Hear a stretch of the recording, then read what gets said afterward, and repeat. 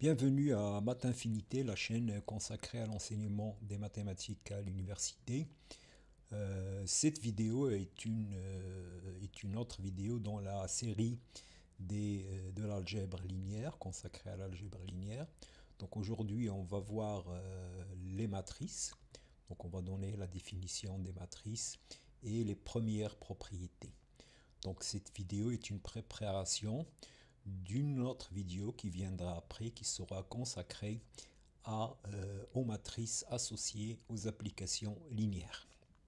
Alors sans tarder, donc c'est quoi une matrice? Donc on considère le corps K égale à R ou K égale à C. On fixe deux nombres entiers, P et N. P supérieur ou égal à 1 et N supérieur ou égal à 1. Et une matrice, c'est un tableau qui contient P lignes, donc voilà les lignes, et N colonnes. Et les éléments ici sont des coefficients, donc des éléments du corps K. Voilà, donc c'est ça, une matrice. Donc c'est un tableau de type Pn, alors P pour ligne, donc P ligne et N colonnes. Alors les coefficients, donc le coefficient AIJ qui est à la position IJ, donc c'est les coefficients situés à la IM ligne et à la JM colonne. Donc ça s'appelle coefficient de la matrice. Voilà, donc ça c'est pour le moment, donc ça c'est ça une matrice, donc c'est un tableau. Alors après, donc on verra l'utilité de ce genre d'objets mathématiques. Alors il y a des choses de la terminologie. Donc la IM ligne, donc si vous avez une matrice, la IM ligne, donc ça c'est ce vecteur là, constitué de AI1, AIJ, AIN, donc ça c'est la IM ligne. Et on a la JM colonne, donc là vous voyez que le J est fixé et le premier indice va varier. Donc voilà, donc ça c'est le coefficient situé à la première ligne et à la JM colonne. Voilà, donc ça c'est des choses relativement lignes, donc relativement simples. Voilà, donc là quand on a une matrice, on parle de lignes et de colonnes. Une ligne, il est indexé par un nombre entier et une colonne est indexée par un nombre entier. Alors, pour P égale à 1, c'est-à-dire quand il y a une seule ligne, eh bien on l'appelle matrice ligne. Donc là, ça c'est une matrice ligne, donc constituée d'une seule ligne. Et il y a n colonnes. Une colonne ici, c'est formé d'un coefficient.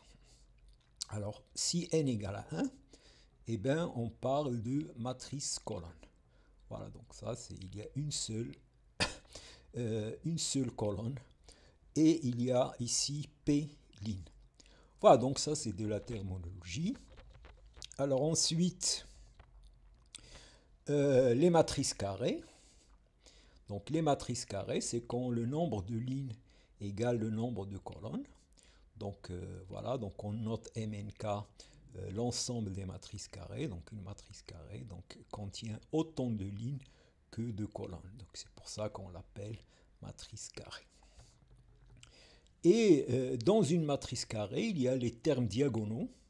Donc A11, A22 et AN.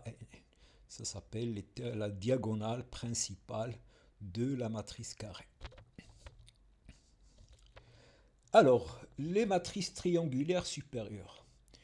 Donc, ce sont des matrices carrées où tous les termes au-dessus ou dessous de la diagonale sont nuls. Donc, c'est de cette forme. Vous avez la diagonale principale et tous les termes ici sont égaux à 0. Donc, ça s'appelle une matrice triangulaire supérieure. Donc, c'est ça. Ça correspond à triangulaire. Voilà. Alors, il y a aussi la notion de matrice triangulaire inférieure. Donc, ce sont des matrices où tous les termes au-dessus de la diagonale sont nuls. Donc là, tous ces termes sont nuls. Et il y a, voilà. Donc, et il y a les matrices diagonales. Alors une matrice est diagonale, c'est les seuls termes non nuls de la matrice sont les éléments de la diagonale. Voilà, donc ça c'est de la terminologie pour le moment, il n'y a rien de spécial. Voilà, donc voilà, il faut savoir parler de ligne, colonne, matrice triangulaire supérieure, matrice triangulaire inférieure, matrice carrée, matrice diagonale, etc. Alors il y a une matrice spéciale qui s'appelle la matrice identité. Donc c'est une matrice diagonale où tous les termes de la diagonale sont égaux à 1. Voilà. Alors on a aussi la notion de transposé d'une matrice. Alors le transposé, donc si vous prenez une matrice dont les coefficients A et J, eh bien sa transposée, c'est une matrice PIJ telle que le coefficient PIJ est égal à AJ. Donc en fait, ça revient à échanger les lignes et les colonnes. Vous prenez une ligne et la IM ligne va devenir IM colonne. Donc ça, donc sur un exemple, c'est ça. Donc là, le transposé, donc vous prenez cette ligne et vous faites comme ça et voilà. Donc c'est ça la notion de transposé. Alors bien sûr, si vous faites le transposé du transposé, ben vous allez revenir à votre matrice du départ. Voilà, alors maintenant, la notion de matrice symétrique. Donc une matrice symétrique, donc c'est celle qui est égale à sa transposée. Donc ça consiste, il y a une symétrie par rapport à la diagonale. Vous avez A1, AIJ égale à AJ. C'est ça, une matrice. Donc vous avez le coefficient AIJ est égal au coefficient AJ. Donc il y a une symétrie par rapport à la diagonale. Alors, antisymétrique, si transposé de A égale à moins A ici, c'est AIJ égale à moins AJ. Donc en particulier, vous allez avoir AII, les termes de la diagonale, AII égale à moins AII, et donc les termes de la diagonale vont être nuls. Donc pour une matrice antisymétrique, les termes de la diagonale sont tous nuls. Voilà, donc ça c'est la terminologie sur les matrices. Donc là, bon, c'est un tableau, on parle de lignes, de colonnes, de diagonales, le coefficient situé dans la IM ligne et la JM colonne. Voilà, et matrice triangulaire supérieure, matrice triangulaire inférieure, etc. Alors, des exemples.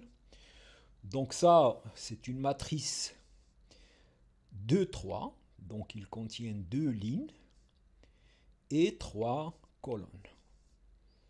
Voilà, donc ça c'est une matrice 2, 3 et il est à coefficient dans R. Donc là les coefficients, ça peut être n'importe quel nombre réel. Alors cette matrice maintenant, c'est une matrice carrée, 3, 3. Donc il y a 3 lignes et 3 colonnes. La diagonale, c'est 2 plus i, 5i, 1. Voilà, et donc c'est une matrice à coefficient complexe. Donc on a des nombres complexes. Ce n'est pas une matrice symétrique parce que ici j'ai 0 et là j'ai moins 1, donc c'est pas une matrice symétrique. Voilà, ni antisymétrique parce que les termes de la diagonale sont non nuls. Voilà, et donc voilà. Donc là, bon, ça c'est la notion de matrice. Il est, pour le moment, c'est juste un tableau. Il faut juste maîtriser la terminologie, ligne, colonne, diagonale, voilà, le nombre de lignes, le nombre de colonnes, etc. Alors, les opérations sur les matrices. Alors, si vous avez deux matrices, ben, vous pouvez faire leur somme. C'est facile, et ben, en faisant la somme des coefficients. Donc, vous prenez... Alors, bien sûr, les matrices doivent être du même type. Donc, il faut, si A est de type Pn, c'est-à-dire contient P ligne et N colonnes, B aussi doit être de même type. Et donc, on peut faire la somme. Et on peut multiplier une matrice par un scalaire. Ça revient à multiplier tous les coefficients de la matrice par le même scalaire. Voilà, et cette opération fait de l'ensemble des matrices de type Pn un espace vectoriel, un K espace vectoriel. De dimension P fois N. La dimension est P fois N. Alors, l'opération importante sur les matrices, c'est le produit de deux matrices. Voilà, donc ça, c'est s'il y a quelque chose qu'il faut retenir particulièrement de cette vidéo, c'est la notion du produit. Donc, alors il faut faire attention, le produit nécessite quelques précautions. Donc, vous prenez une matrice de type Pn, donc il y a P ligne et N colonnes. Vous prenez une autre matrice de type NQ, donc il faut que le nombre de colonnes dans A soit le même que le nombre de lignes dans B. Voilà, c'est ça la seule progression ici. N, c'est le même. Et vous faites le produit, vous obtenez une matrice de type PQ. Donc si vous faites Pn fois NQ, vous obtenez une matrice de type PQ. Alors cette matrice, ses coefficients, donc le coefficient C et J, et bien vous prenez la IM ligne de A, AI1, AIN, donc là, puisque cette matrice a n colonnes, donc voilà, et vous multipliez par la JM colonne, donc là, vous allez avoir P1J, Pn. Vous voyez ici que N et N, c'est le même. Et donc, vous faites ça fois ça, ça fois ça, donc vous faites la somme. Donc, ce produit, voilà. Donc, c'est ça, l'opération de produit. Donc, ça, c'est la propriété la plus importante des matrices. Donc, c'est le produit de deux matrices. Donc, il faut faire attention, pour le produit n'est pas défini, il faut que je sois de type Pn fois NQ et j'obtiens une matrice de type P fois Q. Voilà, donc ça c'est la définition. Alors maintenant, donc sur des exemples, on prend cet exemple-là. Donc j'ai la matrice A et la matrice P et je vais calculer leur produit. Alors cette matrice est de type 3 lignes, 4 colonnes. Donc il y a 3 lignes et 4 colonnes, donc 3, 4. Celle-là, c'est 4 lignes et 2 colonnes. Et donc je vais avoir le produit, ça va me donner 3, 3, 2. Alors je commence, donc le coefficient ici. Donc je fais la première ligne fois la première colonne, donc ça fait 1 fois 1, 3 fois moins 2, ça fait moins 6, donc moins 5. 2 fois 0, c'est 0, et 0 fois 1, donc ça fait moins 5. Ensuite, première ligne, deuxième colonne, donc ça fait 1 fois 0, ça fait 0. 3 fois moins 1, ça fait moins 3. 2 fois 2, ça fait 4. 4 moins 3, ça fait 1. Et 0 fois 3, ça fait 0. Donc, si je trouve ici 1. Alors, deuxième ligne, première colonne. 0 fois 1. Moins 1 fois moins 2, ça fait 2. Moins 3 fois 0, ça fait 0. Et moins 1 fois...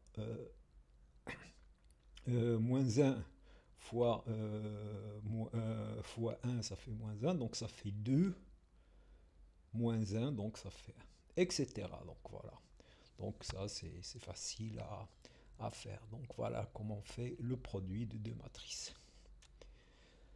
Alors, les propriétés du produit de deux matrices, eh bien, bon, il vérifie les bonnes propriétés.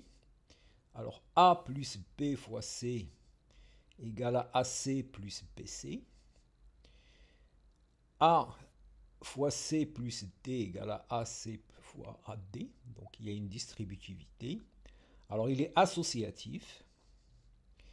ABC égale à ABC. Donc, l'ordre dans lequel on fait la multiplication n'a pas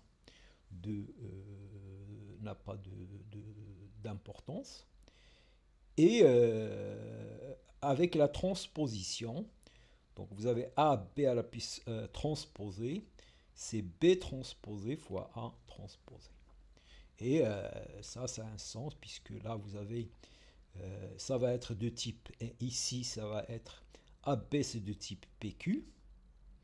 Et donc, si vous faites le transposé, ça va devenir de type QP. Et ici, transposé B, c'est QN fois NP. Donc, vous avez trouvé QP. Donc, ça a un sens.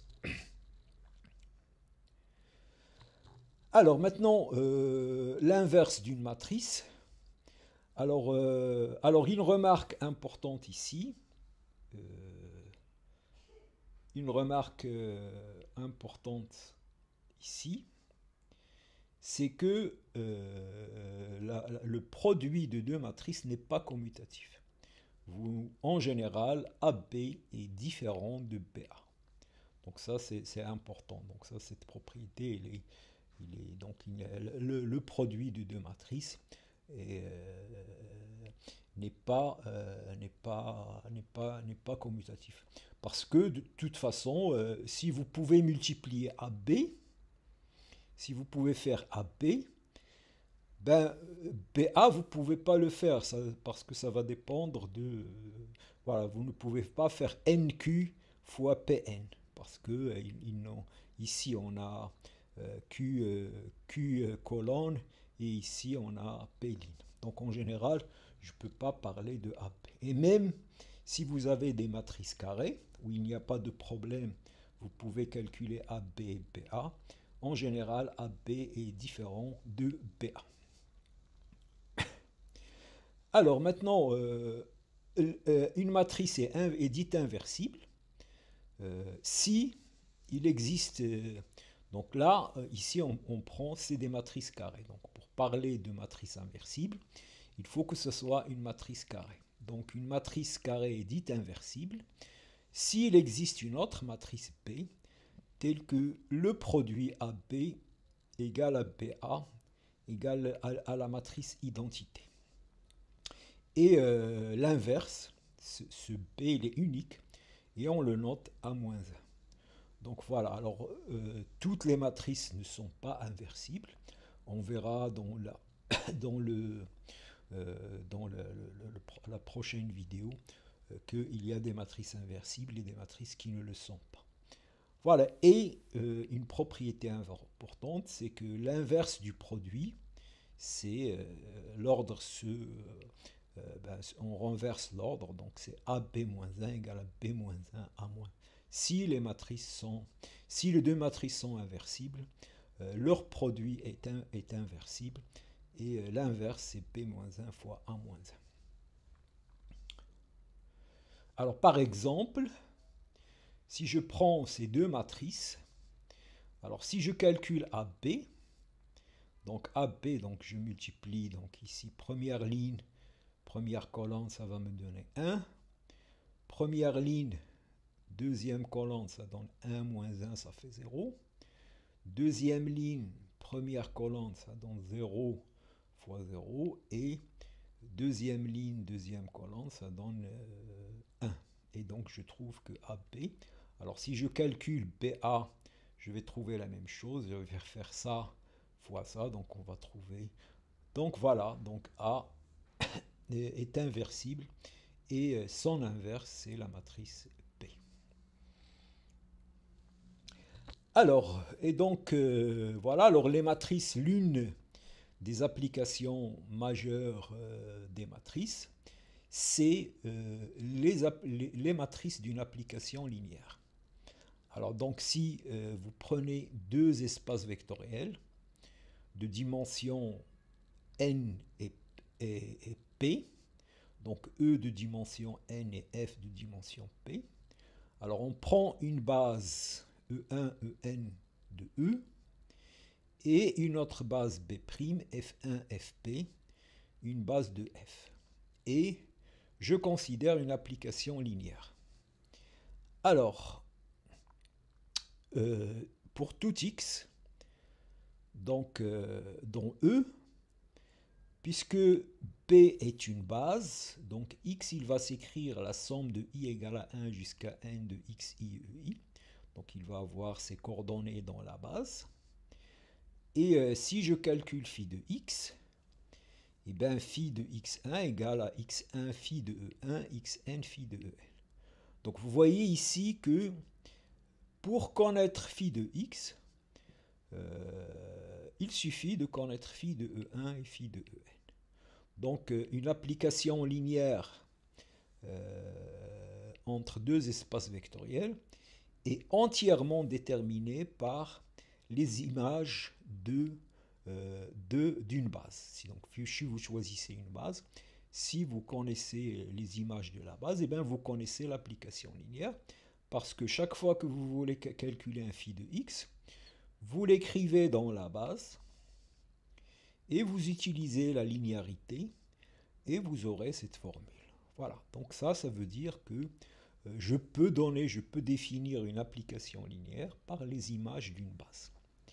Alors maintenant, les phi de EI, si je prends phi de EJ, puisque phi de EJ c'est un élément de f, eh bien il va s'écrire comme combinaison linéaire de la base P' de f. Et donc phi de EG va s'écrire la somme de i égale à 1 à ij fi. Alors je mets ici j. Donc ici, l'indice i va varier, j pour dire que je calcule phi de ej. Et donc, en fait, mon application linéaire est entièrement déterminée par ces coefficients. Et là, vous voyez, vous remarquez que ces coefficients s'écrivent a et j. Donc, ils vont nous donner une matrice. Et cette matrice, c'est elle qui va permettre d'étudier l'application linéaire. Et donc, on va obtenir la matrice phi dans les bases B, B', c'est la matrice qui contient P'. Alors P, c'est la dimension de l'espace d'arrivée, et N, c'est la dimension de l'espace de départ.